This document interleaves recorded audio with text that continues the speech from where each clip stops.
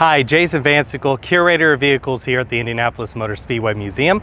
And we have for Bring a Trailer this week, a 1929 Marmon Series 78 sedan. So we're gonna go drive around a little bit to see what it's about.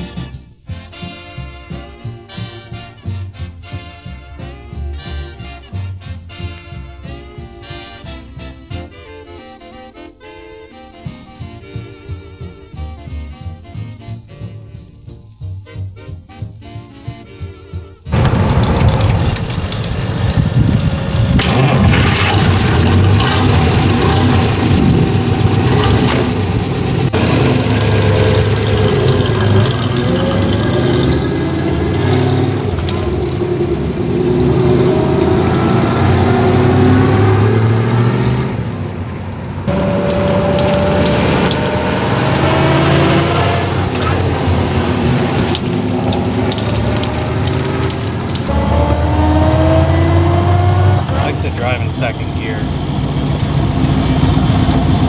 I took the entrance there.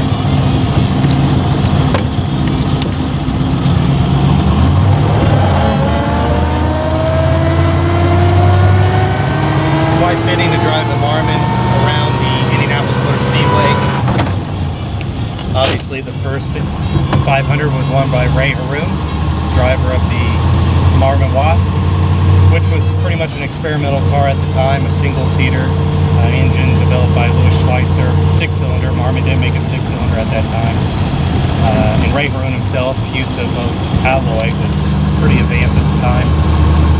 Marmon was the leader in automobiles made here in Indianapolis, Indiana. And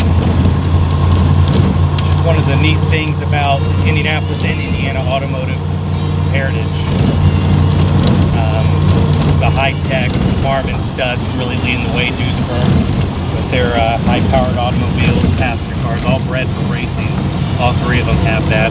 Marmon, after winning in 1911, pretty much rested on its laurels. Was pulled out of factory-backed racing.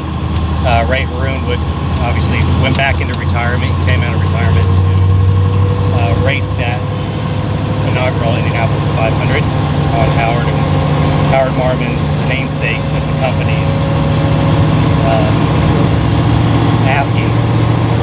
Marmon lasted until the early 30s, 1933, before falling into bankruptcy. The company itself would go on to make four-wheel drive trucks, kind of called Marmon Inheritance, for a few years, working with Ford, I believe, on commercial trucks in a way, not really passenger cars.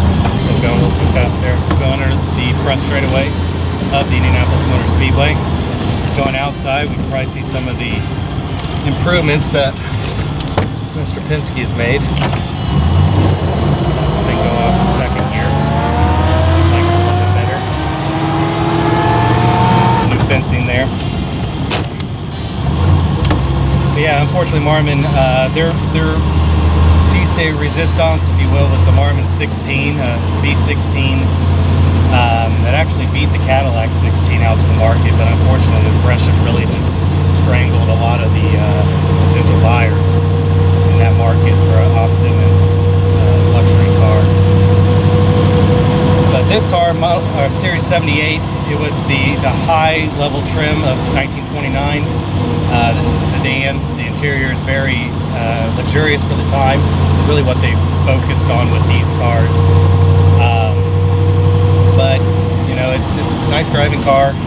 Not really luxurious to today's standards, but if you're looking at 1929 cars, very, very luxurious with the inlays here. This spotlight is an aftermarket feature. This was donated to the museum, this vehicle, in the late 1990s, early 2000s. And that is a ride in the Marmon Series 78. Hope you enjoyed it.